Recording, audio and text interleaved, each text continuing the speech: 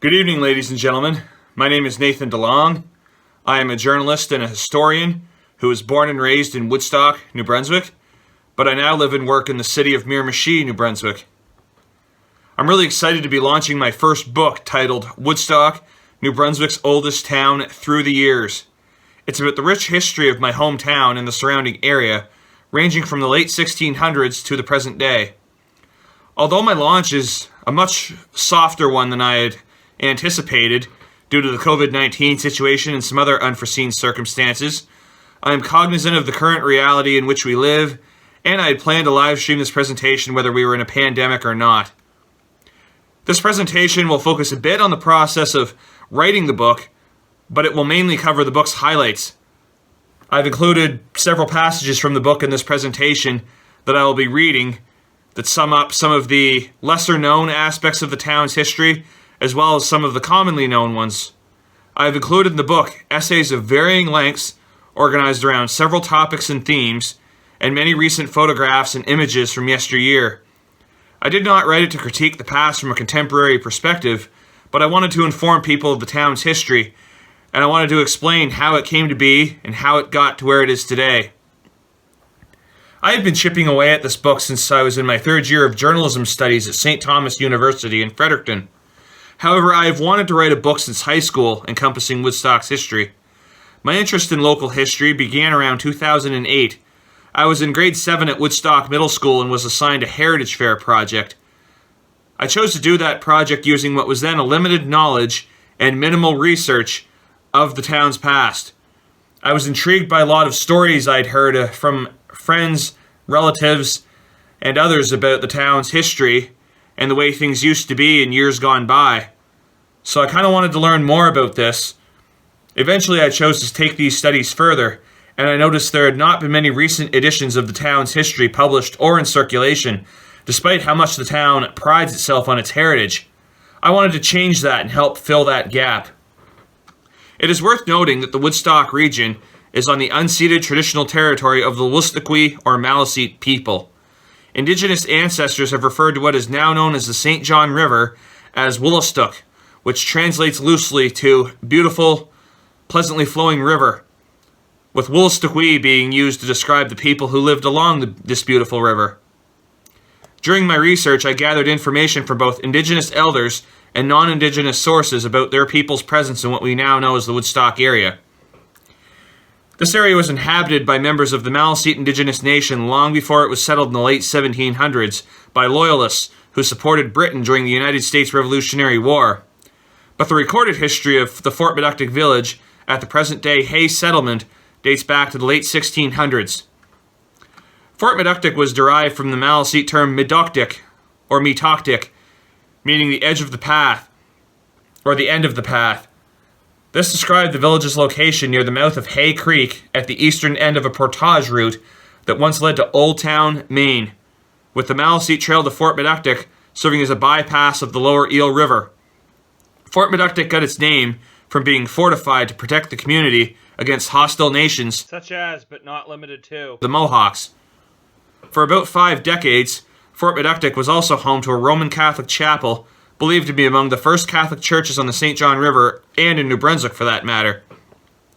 The area was abandoned in 1763 after the 7 Years' War between France and Britain, but many previous residents eventually returned. When the U.S. Revolution started, efforts were made by the Massachusetts Congress to obtain the assistance of the St. John River Indians, according to historian W.O. Raymond, and in 1777, U.S. General George Washington sent a representative up the Maliseet Trail portage route to warn the Maliseets of a possible British invasion. Roughly 500 people, in more than 100 canoes, then plied the portage to Machias, Maine, to resist British forces while fighting under Sir George Collier in the Battle of Machias for close to 2 years. The initial colonization of the Fort Meductic area took place from approximately 1787 to the 1840s, when the land's ownership was in dispute in spite of an 1807 treaty between the province and Maliseets offering waterfront land to local Indigenous peoples. That treaty was never honored, and the ground was abandoned to settler claimants, according to lawyer and historian David G. Bell. Woodstock First Nation was then formed in 1851 and many Fort Meductic Maliseets also moved to the Tobic and Kingsclear areas, in addition to the new reserve south of Woodstock. The first archaeological traces of the indigenous people's prevalence in the area were found in 1890. George Frederick Clark later excavated the Fort Meductic site in the 1960s before it was flooded by the Mactaquac Dam head pond. Today, the Fort Meductic area is considered a National Historic Site. The Woodstock area was settled by disbanded Loyalists from the U.S. Revolution, also known as the War of Independence, which spanned from 1775 to 1783. These soldiers lived in what was then known as the 13 Colonies, but they remained loyal to Britain instead of backing the pro-independence army. Many who came to the St. John River Valley were civilian Loyalists who belonged to militia units that served no combat purpose. However, some were provincial Loyalists who fought for Britain on U.S. soil. Between Majorville and Woodstock, members of 17 provincial Loyalist regiments were granted waterfront land after 1783. Those regiments included Colonel Oliver Delancey's 1st Battalion New Jersey Volunteers, who settled in the Woodstock area. Author W.E., also known as Gary Campbell, wrote that land grants were issued using a cantonment system, or resembling a military garrison or camp. Campbell suggested that this was done for administrative reasons and because it was believed that the peace with the newly created United States would not last. He points out that by locating members of each regiment in specific land blocks, they could easily be mobilized again if another war broke out. Campbell argued that this layout helped protect the region against potential invasions and paved the way for New Brunswick to create its own militia. Not everyone who earned grants came to Woodstock, and not all who came would stay. Many did not even set foot in New Brunswick. Reverend W.O. Raymond, a historian and clergyman, suggests that several Loyalists were discharged at New York, others came to St. John, and may have taken up land elsewhere due to delays in finding and surveying their grants. Some who reached Woodstock also sold their new properties. Until the rise of the railway, the St. John River played a key role in transportation. At first, a horse-drawn towboat was the main travel method. The frozen river doubled as a road during the winter months. Messages, dispatch information, and troops traveled or followed the river, which was a major part of the grand communications route between St. John and the St. Lawrence River at Rivière-du-Loup, Quebec. This lasted for roughly 10,000 years until the 1870s, when the route's importance was diminished by the rise of the intercolonial railway between Halifax and Quebec. Several early rail lines and roads were also built along the river. Laws were passed in colonial New Brunswick years to facilitate river navigation and the reduction of steamship hazards. The first vessel did not reach Woodstock until the Novelty arrived around 1837. The Carleton was the first boat to regularly pass between Woodstock and Fredericton. It was in service from 1847 to 1853. A few years earlier, a steamship called the Woodstock was built to sail the upper St. John River, but Raymond wrote that its engines were not sufficiently powerful to surmount the strong tide at the Meductic Rapids. The boat instead sailed the Kennebecasis River to Hampton and traveled to Grand Lake. By 1837, the St. John River Channel was upgraded at the mouth of the Eel River, and other vessels on the St. John River system included the Reindeer, the John Waring, the Benjamin Beveridge, the Bonnie Doon, the Madawaska, the Forest Queen, the Union, the J.D. Pierce, the Richmond, the Antelope, the Gazelle, the Tobic, the Highlander, the Ida Wither, the Andover, the City of Fredericton, along with the Florenceville, the Northampton Packet, and the Aberdeen. Woodstock is believed to be named after the town of Woodstock, England, or for the 3rd Duke of Portland, Viscount Woodstock. William B. Hamilton wrote that the name was probably suggested by its nearness to Northampton, as in England.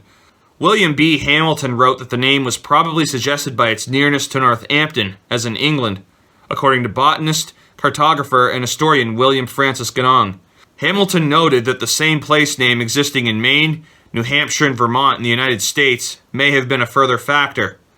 Locally, this title dates back to 1786, when the Woodstock Parish was established for local government purposes. Hamilton wrote that Woodstock was an appropriate designation, as the original place name may be translated from the medieval English as, quote, a place in the woods, end quote. W.O. Raymond also suggests the dense forests in the area that settlers had to clear may have played a role in Woodstock's name, as, quote, there had not been any general forest conflagration or fire in the vicinity of Woodstock for more than 300 years. To clear a densely wooded country was no light task to men accustomed to wielding the axe. The trees were many and of huge size. The axes were not always of the best, and they were of a pattern that would be regarded by our modern lumberman with the utmost disdain. Yet with such implements and with such trees to cut down, our forefathers, unskilled foresters though they were, set manfully to work. The axe rang through the woods, and one by one the old forest monarchs swayed and trembled and finally fell with a thundering crash that awoke the echoes from miles around. No doubt many a weary toiler, as he surveyed the slow progress made in clearing a spot for his humble log dwelling, wished that nature had been less lavish in her, quote, stock of wood, end quote. In 1790, 23 families lived in Woodstock. 2 decades after the first land grants were issued, W.O. Raymond wrote, 10 battalion members had kept their shares. More than a decade later, an 1803 census found that Woodstock's population was 87 men, 76 women, 225 children, and no slaves. The census also determined that there were 65 horses and 380 cattle in the area. The latter figure included oxen, but did not mention sheep, hogs, or poultry. Woodstock's initial growth was slow, and George Frederick Clark noted that the first bridge across the Meduxnekeag River was not built until 1826. 2 years earlier, Woodstock and Northampton, located across the St. John River from the town, had a combined population of 1,400 people. Woodstock's growth and that of other communities in the upper St. John River Valley was likely based not only on pioneers' efforts, but also fostered by development further south in Fredericton and St. John.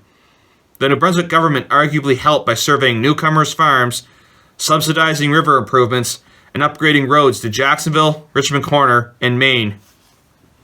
Although Woodstock's south side was once prominent, it grew at a slower pace than other parts of town. Allison Connell wrote that a subdivision was started in that area around 1855.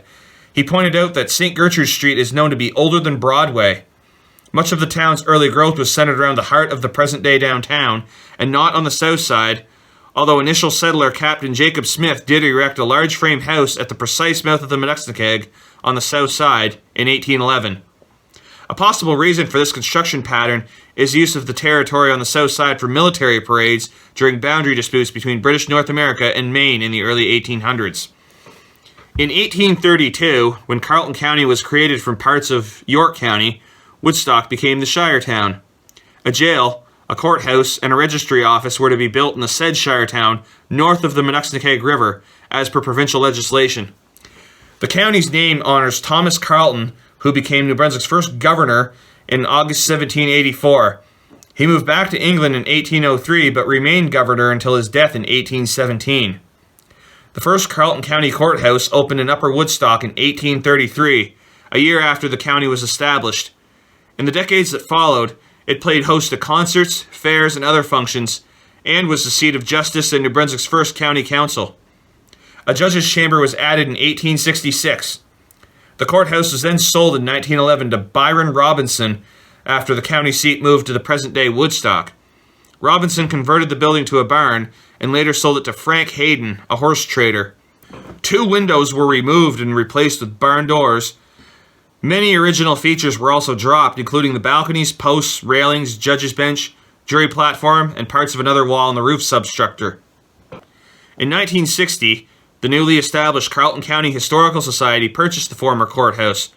Over the next 26 years, the building was painstakingly restored from a derelict barn to its original grandeur. In 1977, the old courthouse became a provincial historic site. The restored structure was opened June 25, 1986 by Princess Anne. It has since hosted various events and weddings, and the grounds are a popular spot for photo shoots.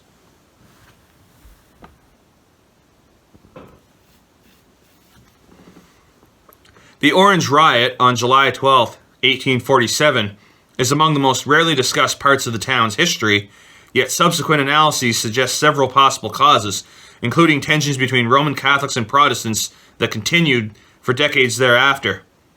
Years of increasing animosities between Catholics and the Protestant Orangemen came to a head during an armed conflict in downtown Woodstock, near the Orange Lodge site at the corner of Victoria and Boyne Streets. In total, more than 300 shots were fired. There was likely plenty of hand-to-hand combat. The British soldiers, civilian authorities, and Orangemen in the area rounded up many Irish Catholics and detained them. Some escaped through the woods, while others were later found in Maine. Several men from both sides were severely wounded by gunshots or stabbings.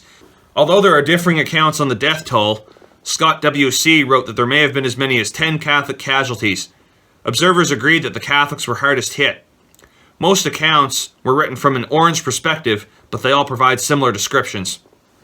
More than 100 people were arrested and charged with riot and assault, and 2 were sentenced to a year of imprisonment and hard labor after an 1848 trial in Upper Woodstock. C. wrote that none of the convicted were Orangemen, and defense lawyers argued that there were no Catholics on the jury, and the jurors' list was hastily assembled before the trial. But the trial judge sided with Sheriff Winslow on excluding Catholics as jurors, and the jury selection argument did not impact the proceedings. Historians have deemed the battle, quote, the blackest page in the history of Carleton County, end quote. The incident also led to an increase in Woodstock's Orange population from a handful at a single lodge in September of 1846 to 1,200 at a dozen lodges across the county in October of 1847.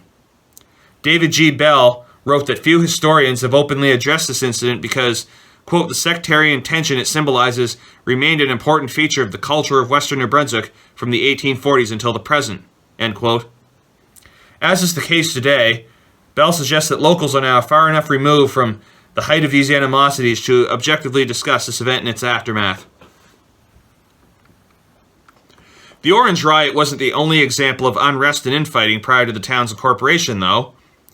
The original Woodstock settlement included 3 different villages: the Upper Corner, also known as Hardscrabble or Upper Woodstock, along with the Creek Village, which is the modern-day downtown, and Lower Woodstock, which is also known as Beadle's Cove.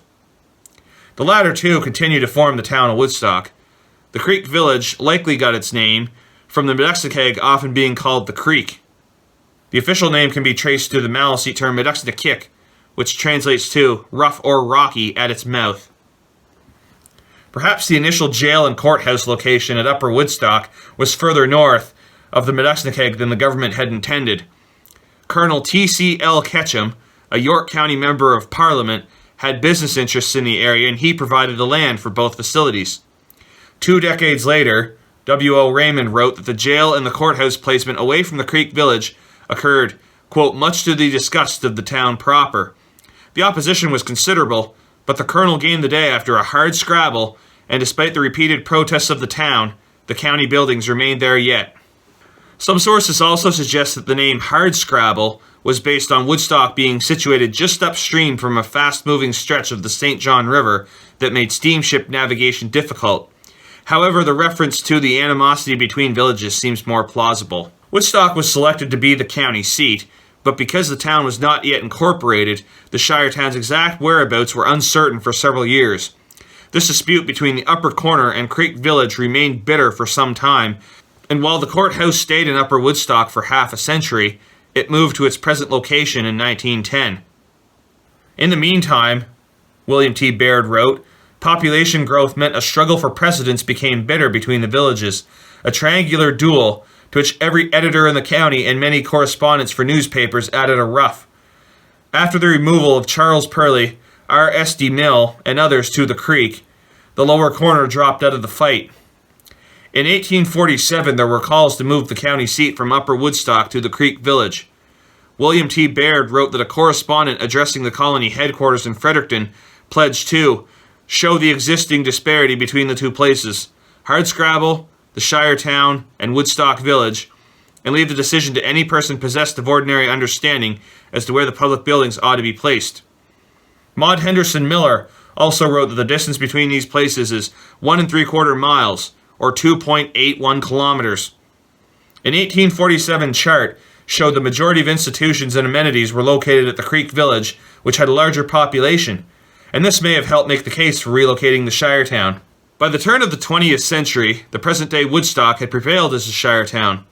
A fire destroyed the jail in Upper Woodstock, and it was rebuilt on Maple Street in 1901. A new courthouse was constructed in 1909 as an addition to the records office erected on the same site in 1884. On February 22, 1856, Charles Connell presented a petition in the legislature with more than 160 signatures calling for the town's incorporation. The petition was accepted, and Connell tabled a bill to incorporate the town. It received royal assent on May 1, 1856. Elections for a mayor and councillor were then held May 12th. Initially, Woodstock was divided into 3 wards with 2 councillors for each. Today, the mayor and 6 councillors are chosen at large.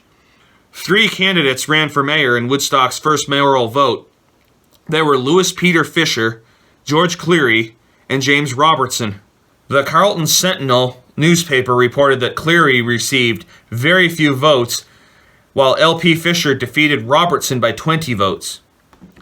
Woodstock has seen more than its share of fires over the years, but in the 19th century, 4 large blazes wiped out much of the community and nearly stopped its growth in its tracks. The first took place on April 18, 1860, starting at the corner of Main and King Streets in a building containing a store, printing press, and other offices. T.C.L. Ketchum wrote that the fire leveled the downtown business district. On the west side, Ketchum wrote, business houses extending as far as Connell Street were pretty well destroyed. George Frederick Clark wrote that the blaze consumed everything combustible from the north side of the Medexnikick to the top of the hill near the Anglican Church. The town was rebuilt after the fire. Then in 1867, Clark wrote, another fire destroyed the block containing the Renfrew House, a noted hostel built by Colonel William T. Baird on King Street. The area was hit by a major fire again on May 17, 1877. Much of the town was reduced to ashes, according to Clark, and the loss was $275,000, which would have been big money in those days. Baird wrote that 85 buildings were leveled, including both sides of Main Street as far north as Regent Street and east to Richmond Street. King Street along the Medexnikick was spared. In November 1881, as though the fates are determined that Woodstock should not survive, fires started in the Mechanics' Institute on Broadway, and this and 3 houses were completely destroyed, according to George Frederick Clark. Another blaze broke out on the north side in the barn of R.K. Jones and spread rapidly southward, burning everything save for one house on both sides of Main Street as far as the St. John River. The fire stopped at the corner of Main and Emerald Streets. Ketchum wrote that the building where the fire originated was still under construction and barely escaped the blaze. In total, 20 acres and 53 barns and structures were lost. 61 families were also displaced, and the damage was estimated at approximately $500,000. T.C.L. Ketchum highlighted the resilience of Woodstock's early settlers, noting that the town was taking form and developed in spite of these serious setbacks. Much of the downtown was rebuilt using brick construction, which remains largely intact. Clark wrote that the citizens realized rivers and underground water tanks alone may not stop future fires. A pump station was built, and the fire department started buying its first motor pumpers. The Woodstock area was served by 2 or 3 different railway lines at one time. In 1872, the New Brunswick and Canada Railway agreed to build a railway from St. Mary's, which is now part of Fredericton, to Edmundston, with a bridge across the St. John River at Woodstock.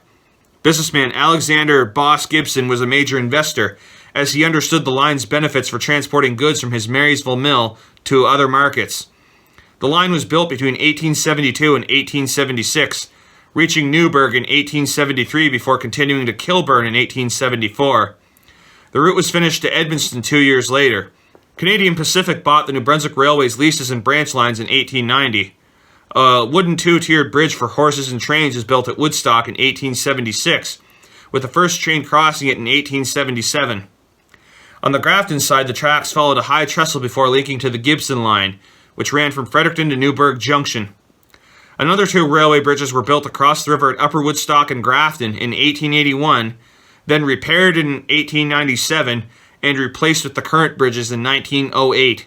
The 2-tiered bridge was destroyed in the 1892 freshet, but had not served the railway after the bridges upstream had opened. In 1911, the Queen Street station was moved to Lower Main Street after Canadian Pacific bought more land in that area and built a station and office building on the adjacent property.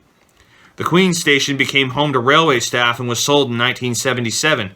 It is now a private residence.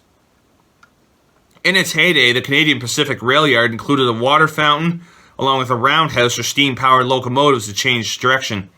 A garden and an ice shed were also on site.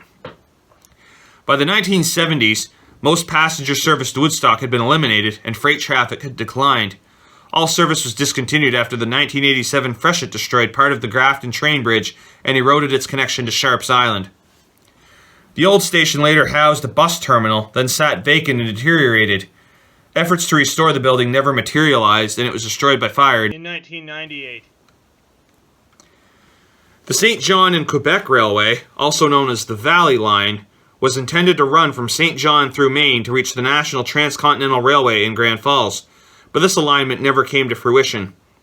A deal was reached in 1911 to lay tracks from St. John to Grand Falls.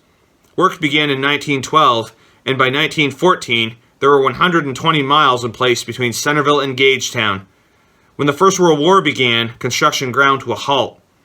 Existing rails between Gagetown and Westfield Beach were removed and sent overseas, as steel was needed for the war effort. The Westfield Beach section was finished in 1919, but the line stopped at Centerville and never reached Grand Falls.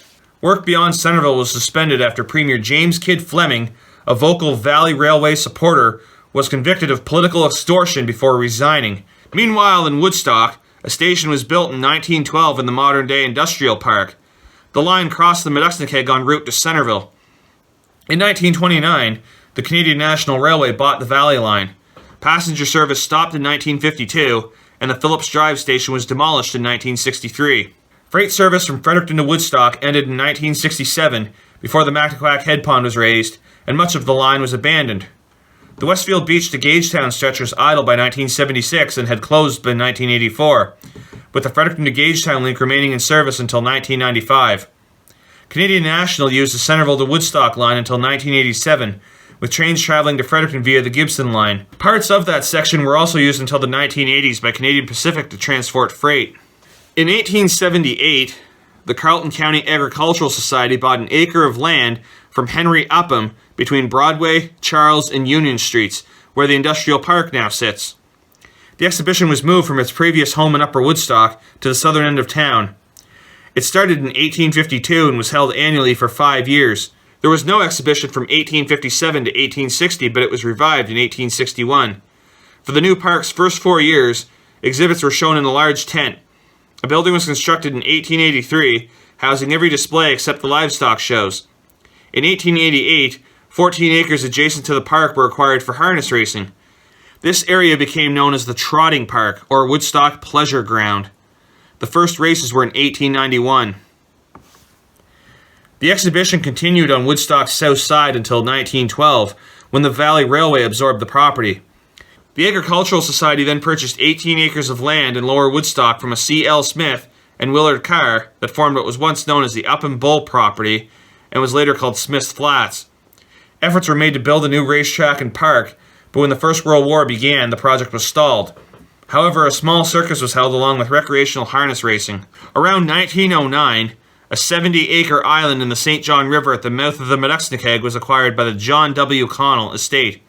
The money was bequeathed to start a public school system in Woodstock, but the 1871 New Brunswick Free Schools Act abolished that model and any upfront costs of attending public grade school. A special law enacted in 1890 allowed Connell's wealth to be directed toward another public purpose. The island was bought from a Charles R. Rogers, the first person to link the Grafton Bridge to the island so he could access it for farming. The Connell estate then donated funding to the town to create a free public park, hence the name Connell Park that remains today. That title is reflected in several vintage postcards and photographs showing the island, which became known as Island Park. A 2,500-seat grandstand and racetrack were built on the island, and baseball diamonds were added. In 1919, the Carleton County Agricultural Society leased a central portion of the island for $1 per year for 21 years with a renewal option. A large exhibition building was also constructed along with livestock sheds. The island included a picnic area, water pumping station, and other amenities. Road access was provided by a wooden ramp halfway across the Grafton Bridge. Many locals recall telling tourists asking for directions to the park to go halfway across the bridge and turn right. Island Park was later home to a miniature railway, an arena, a swimming pool, and an airstrip. In 1967, the park was moved to the mainland to accommodate the raising of the Mactaquac Head Pond. The exhibition building, grandstand, and other buildings on the island were burned, while the arena was dismantled and rebuilt at a large farm on the mainland in the present-day Connell Park, alongside new exhibit buildings. A grandstand was constructed where the current one, built in 1999, now stands. Modern baseball diamonds were also developed, along with a campground nearby. The island's airstrip was re-established at the current Woodstock Aerodrome in Grafton. The Woodstock Community Arena was decommissioned in 1995 after the Carleton Civic Center was built in Connell Park. Starting in 2013, a field house was added to the Civic Center, and the common areas near the back of the building were enlarged. The complex was renamed the Air Motor Center after Air Motor Express, a local trucking company, purchased the naming rights. I'm also going to talk a bit about Centennial Park, which was opened in 1967 along the Medexnikeg in downtown Woodstock. It included a swimming pool, playground equipment, and green space. In later years, spring floods and ice jams regularly damaged the playground equipment and other amenities. The pool was closed around 1994 and sat dormant for several years before being demolished. The MBCC Woodstock parking lot and a green space now occupy the former park site. My book includes enough information for multiple presentations, but in the interest of time, I'm going to sum up some other highlights of the town's history from here on out. My essay on notable early people features Sheriff Winslow, the first and third High Sheriff of Carleton County, and Charles Connell, an unofficial father of Confederation whose political career could have ended when he put his own face on New Brunswick's 5-cent postage stamp. This section also includes, but is not limited to, short biographies on Colonel William T. Baird, along with horticulturist Francis Peabody Sharp, author and archaeologist George Frederick Clark, Peter Paul of Woodstock First Nation, and Edwin Tappan Adney, who is credited by many for saving the art of the Maliseet birch bark canoe. In addition, I have concluded the story of Benny Swim, who was hanged twice for murder, along with the story of Old Home Week, a history of the town's libraries, and a detailed essay on Woodstock's many connections to various military conflicts starting with the War of 1812, among many other stories. I want to thank everyone who has supported my book project along the way and listened to my presentation. My book is available for purchase on Amazon and by contacting me directly. I'm working on getting it in other retailers as well. Stay tuned for further updates on my Nathan DeLong book page on Facebook, as well as Instagram, Twitter, LinkedIn, and my author website, nathandelong.com. Thank you, everyone. Happy reading.